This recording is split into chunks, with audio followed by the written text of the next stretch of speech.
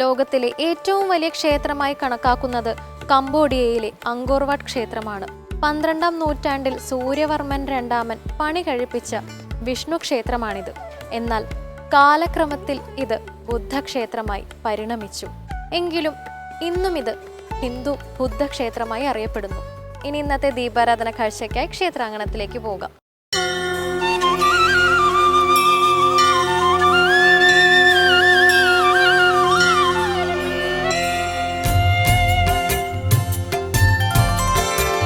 പ്രഭും പ്രാണനാഥം വിഭും വിശ്വനാഥം ജഗന്നാഥ. പഞ്ചഭൂതനാഥനാണ് ശിവൻ. ആകാശവും ജലവും ഭൂമിയും വായുവും അഗ്നിയും നിറഞ്ഞ ശിവരൂപം നിത്യവും ശുദ്ധവും സത്യവുമായി സകല ലോകങ്ങളിലും നിറഞ്ഞു നിൽക്കുന്നു. പ്രപഞ്ചപ്രാണന്റെ നിലനിൽപ്പ് തന്നെ ഓംകാരമെന്ന നാദത്തിലാണ്. ആദി കൈലാസത്തിലേക്കുള്ള യാത്ര പോലെ ജീവിതത്തിലെ ഏറ്റവും മഹത്തരമായ ഒരു ആത്മീയ യാത്ര തന്നെയാണ് തിരുവാലൂർ ശ്രീ മഹാദേവ ക്ഷേത്രത്തിലേക്കുള്ള തീർത്ഥയാത്ര. ആലുവ ശിവരാത്രി മണൽപ്പുറത്തു നിന്നും അല്പം അകലെയായി തിരുവാലൂർ എന്ന ദേശത്താണ് അതിപുരാതനമായ ഈ മഹാക്ഷേത്രം സ്ഥിതി ചെയ്യുന്നത്. മഹാകാലകാലം ഗണേശാധിപാലം. ക്ഷേത്രത്തിന്റെ അതിപുരാതനവും കമനീയവുമായ നിർമ്മിതി മിഴികളിൽ നിറയുമ്പോൾ മനസ്സ് ആയിരക്കണക്കിന് വർഷം പിന്നിലോട്ടു പോയി ക്ഷേത്രത്തിന്റെ ചരിത്ര കഥകളിലേക്ക് ഒരു സഞ്ചാരം നടത്തുകയായി. തിരുവാലൂരിന്റെ പൂർവ്വചരിത്ര കഥകൾ പ്രകൃതിയിലെ ഋതുഭേദങ്ങൾ പോലെ തികച്ചും വ്യത്യസ്തമായിരുന്നു. ആചാരാനുഷ്ഠാനങ്ങളും ക്ഷേത്രകലകളും ഘോഷയാത്രകളും പൂജാതി കർമ്മങ്ങളും നിറഞ്ഞു നിന്ന ഒരു വസന്തകാലം. ആനയും അമ്പാരിയും ആറാട്ടുമൊന്നുമില്ലാത്ത ശോകമൂകമായ വർഷകാലം. ക്ഷേത്രാന്തരീക്ഷത്തിലേക്ക് കടക്കാൻ ഭക്തർ പോലും ഭയപ്പെട്ടിരുന്ന കത്തിയെരിയുന്ന ചൂടിന്റെ ഗ്രീഷ്മകാലം. സായാഹ്ന സൂര്യന്റെ മഞ്ഞവെയിൽ വെട്ടിയിട്ട ഗ്രാമവഴികളിലൂടെ ഭഗവാന് സമർപ്പിക്കാനുള്ള പൂജാ പുഷ്പങ്ങളുമായി തിരുവാലൂർ ക്ഷേത്രസന്ധ്യകളിൽ ഗ്രാമവാസികളെ കൊണ്ട് നിരന്തരം നിറഞ്ഞ ഹേമന്ത നാളുകൾ. ഇങ്ങനെ വിവിധ കാലഘട്ടങ്ങളിൽ പല മാറ്റങ്ങൾക്കും വിധേയമായിക്കൊണ്ടിരുന്ന ക്ഷേത്രത്തിന്റെ വിധിക്ക് സാക്ഷ്യം വഹിച്ച ഭാഗ്യനിർഭാഗ്യങ്ങളുടെ സ്മൃതികളിലാണ് ഇന്നും എന്നും തിരുവാലൂർ ദേശക്കാർ.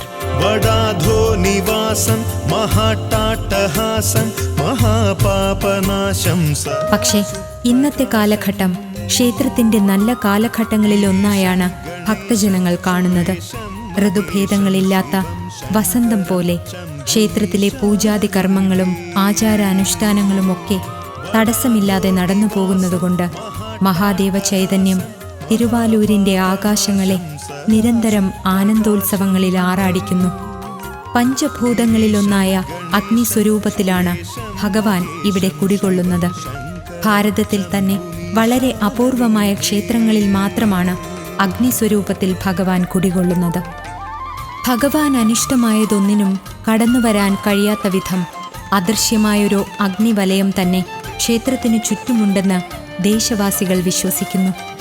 അതുകൊണ്ട് തന്നെ അസമയത്തോ പൂജാസമയം കഴിഞ്ഞോ ക്ഷേത്രാന്തരീക്ഷത്തിലേക്ക് ഭക്തജനങ്ങളോ നാട്ടുകാരോ കടന്നു വരാറില്ല.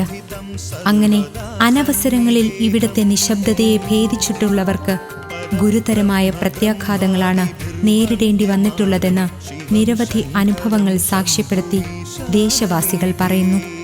ഈ ഏകാന്തതയിലും നിശബ്ദതയിലും ധ്യാനനിരതനാകുന്നത് തന്നെയാവാം ഭഗവാൻ ഇഷ്ടം. സംസ്ഥിതം സർവദാ സന്നിഗേഹം പരബ്രഹ്മ ബ്രഹ്മാദിഭിർവന്ദ്യമാൻ. തിരുവാലൂർ മഹാദേവ ക്ഷേത്ര ചരിത്രം തുടങ്ങുന്നത് തമിഴ്നാട്ടിലെ തിരുവാരൂർ മഹാദേവ ക്ഷേത്രത്തിൽ നിന്നുമാണ്. തമിഴ്നാട്ടിലെ തിരുവാരൂർ ശ്രീകോവിലിനുള്ളിൽ നിന്നും ആയിരക്കണക്കിന് വർഷങ്ങൾക്ക് മുൻപ് തേജസ്സാർന്ന ഒരു അഗ്നിഗോളം പുറത്തേക്ക് കടക്കുന്നത് കണ്ട ഒരു ഭക്തൻ അതിനെ പിന്തുടരുകയായിരുന്നു. അഗ്നിഗോളം ഒരു ഈശ്വര ചൈതന്യം തന്നെയാണെന്ന് തിരിച്ചറിഞ്ഞ ഭക്തൻ അഗ്നിഗോളത്തിനു മുന്നിൽ ഒരു വിളക്കുമായി നടന്നു തുടങ്ങി. ഇടയ്ക്കിടയ്ക്ക് പിന്തിരിഞ്ഞു നോക്കുമ്പോൾ എങ്ങും നിൽക്കാതെ അഗ്നിഗോളവും അയാളെ അനുഗമിച്ചുകൊണ്ടേയിരുന്നു.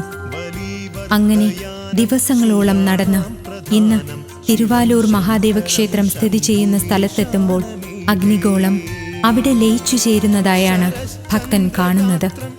ഉടൻ തന്നെ ദേശവാസികളെ എല്ലാം വിളിച്ച് അഗ്നിഗോളത്തിന്റെ കഥ പറയുകയും നാട്ടിലെ പ്രമാണിമാരെല്ലാം ചേർന്ന് അന്നത്തെ ആലങ്കോട് രാജാവിന്റെ തിരുസന്നിധിയിൽ വിവരമറിയിക്കുകയും രാജാവിന്റെ കൽപ്പന പ്രകാരം ക്ഷേത്ര നിർമ്മാണം തുടങ്ങുകയും കുട്ടശ്ശേരി നമ്പൂതിരിയെ ക്ഷേത്രം തന്ത്രികളായി നിയമിക്കുകയും ചെയ്തു. കുട്ടശ്ശേരി നമ്പൂതിരിയുടെ നിർദ്ദേശപ്രകാരം ഇന്നു കാണുന്ന എല്ലാ അംഗങ്ങളോടും കൂടിയ ക്ഷേത്രം നിർമ്മിച്ച് ശിവലിംഗ പ്രതിഷ്ഠ നടത്തുകയും ചെയ്തു. തുടർന്ന് നിത്യനിദാനങ്ങളും ഉത്സവാദി വിശേഷങ്ങളും തന്ത്രി നിശ്ചയിച്ചു കൊടുക്കുന്നു. ക്ഷേത്രത്തിന്റെ സാമുദായിക സ്ഥാനത്ത് ചേർപ്പിൽ ചിറ്റൂര് നമ്പൂതിരിപ്പാടാണ്. അദ്ദേഹം ആവശ്യാനുസരണം ക്ഷേത്രകാര്യങ്ങൾ ഊരാൺമ കുടുംബങ്ങളുമായി ചർച്ച ചെയ്ത് തീരുമാനമെടുക്കുന്നു. ശ്മശാനേ വസന്തം മനോജം ദഹന്തം ശിവം. ഏതോ പൗരാണിക ക്ഷേത്ര നഗരിയിലെത്തുന്നത് പോലെയുള്ള ആത്മാനുഭവമാണ് തിരുവാലൂർ മഹാദേവ ക്ഷേത്ര കാഴ്ചകൾ നമുക്ക് നൽകുന്നത്. വിഹാരം ഭവം വേദസാരം സദാ നിർവികാരം. ശ്മശാനേ വസന്തം മനോജം.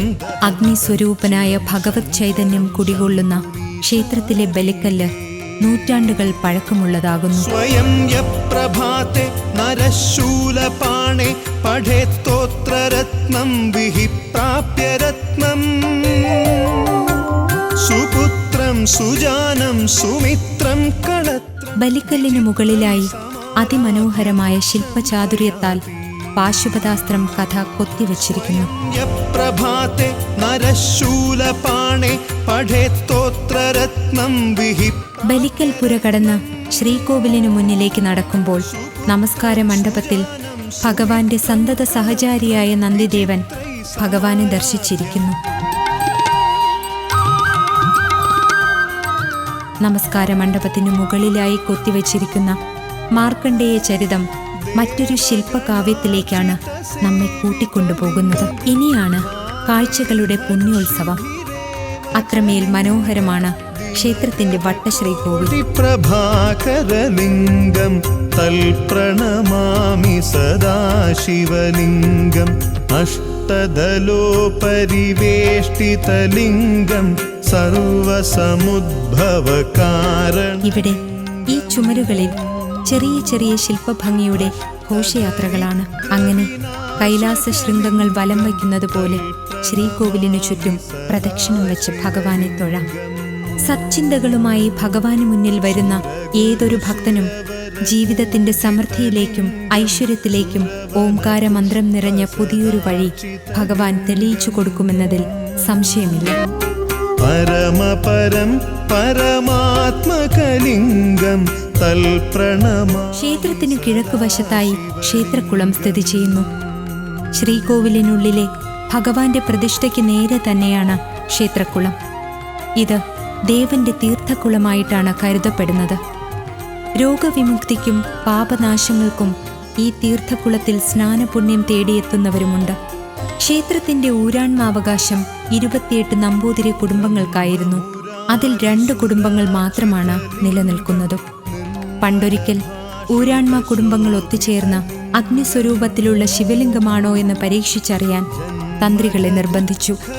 തന്ത്രികൾ പലവട്ടം വേണ്ട എന്ന് പറഞ്ഞിട്ടും ഊരാൺമ കുടുംബക്കാർ നിർബന്ധിച്ചുകൊണ്ടേയിരുന്നു. ഒടുവിൽ ക്ഷേത്രത്തിന്റെ ബലിക്കല്ലിൽ നിന്ന് അഗ്നി പ്രവഹിക്കുന്നത് ഊരാൺമ കുടുംബക്കാർക്ക് തന്ത്രി കാട്ടിക്കൊടുക്കുകയും തുടർന്നുണ്ടായ ശാപം നിമിത്തം 26 ഊരാൺമ കുടുംബങ്ങളിലെയും സന്തതി പരമ്പരകൾ അന്യം നിന്ന് പോവുകയും ചെയ്തു. അന്ന് ഭഗവാനെ പരീക്ഷിക്കാനുള്ള ശ്രമത്തിൽ നിന്നും മാറി നിന്ന 2 ഊരാൺമ കുടുംബങ്ങൾ ഇപ്പോഴും നിലനിൽക്കുന്നു എന്നതാണ് സത്യം.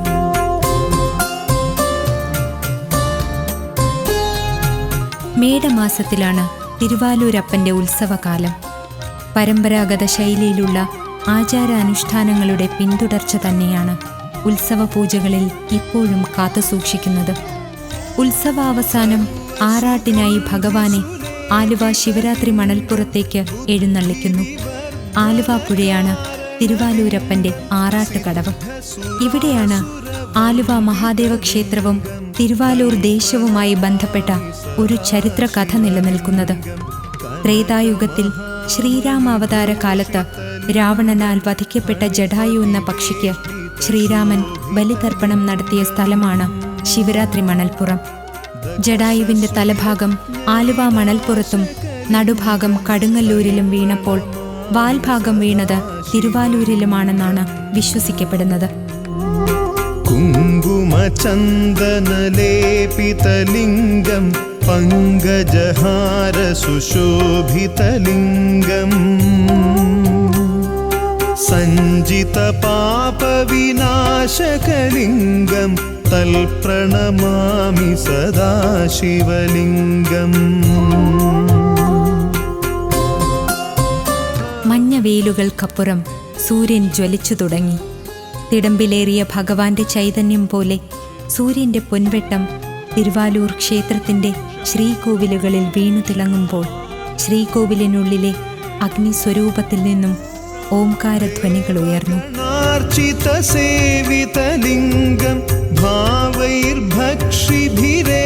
ശ്രീകോവിലിനുള്ളിലെ ജ്യോതിസ്വരൂപത്തിൽ നിന്നും ദർശനഭാഗ്യം കിട്ടുന്ന ഭക്തമനസ്സുകളിൽ നിന്നും സർവകാമനകളും ഇല്ലാതാകുമ്പോൾ ഇന്ദ്രിയബോധങ്ങളിൽ നിന്നകന്ന് ആത്മബോധങ്ങളുടെ ദീപശോഭകളിലേക്ക് യാത്ര ചെയ്യുന്നു. ഇവിടെ ഭക്തൻ സ്വന്തം ആത്മചൈതന്യം തിരിച്ചറിയുകയാണ്. ആത്മാവിനെ മറന്നുകൊണ്ടുള്ള ജീവിതത്തിന്റെ അർത്ഥമില്ലായ്മയെ അറിയുമ്പോൾ ഭഗവത് ചൈതന്യത്തിൽ നിന്ന് മോക്ഷമാർഗം തെളിയുന്നു.